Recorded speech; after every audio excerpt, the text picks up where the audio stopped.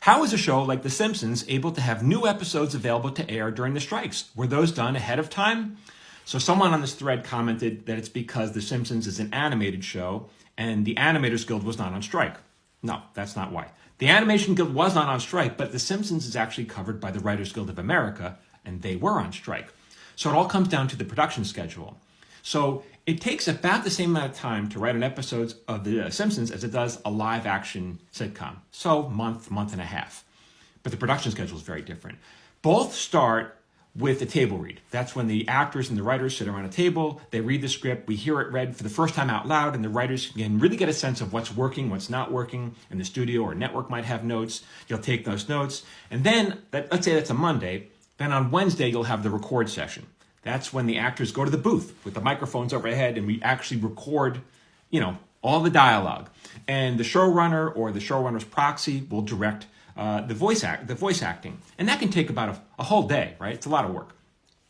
Then a couple weeks later, the editor will submit to the showrunner, or often the showrunner and the writer of that episode, the audio track.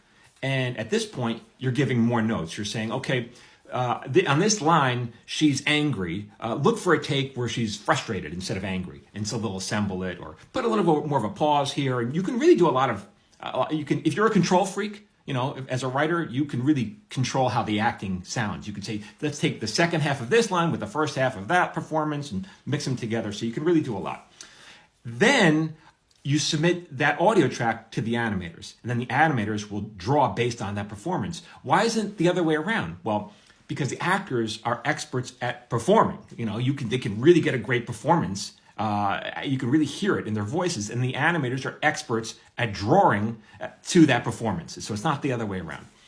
Then a couple months later, the animators will submit to the writers or showrunner sometimes storyboards. I prefer not to get storyboards. I prefer to skip right to the animatic stage. Now, an animatic is basically a crude stick figure, black and white representation of the show. And from there, you can give more notes. You can say, okay, on this scene or this couplet, instead of playing it on a two-shot or in a wide, on this line, be close on her face, and then cut to his reaction on that word or whatever. So you can really, this is really important for comedy. It's really about the rhythm. It's about the reactions. And so you really, again, can micromanage. If you're a control freak, animation is for you because you can really micromanage the performances. Okay, then a couple months after that, the writers will get the color. Now, the color is like 90% of what you're going to see on TV. So, again, and you still have time to give notes. You could say, okay, we're lingering on the shot. Can you take a cut here? Punch in a little tighter there. You might be missing often mouth movements. They might put that in later, or maybe a background might be temp. There might still be temp stuff in there. There's certainly no music. There's no additional stuff. So it's like 90%, and you can still give notes, and you might want to do ADR, additional dialogue recording. You may want to do a rewrite, and then you'll call in the actors again, and you say, hey, we need you to re-record this line, maybe play it this way, or this is a whole new line of dialogue. Lots of back and forth. But the further that you go down the line of production, the less rewriting you want to do because it gets expensive. So all of this production can take about 9 months. So that's why and it doesn't require a lot of writing. Often there'd be, if this was during the writer's strike, no additional writing would have been done. It all would have been left the same, but they just would have done the producing part of it.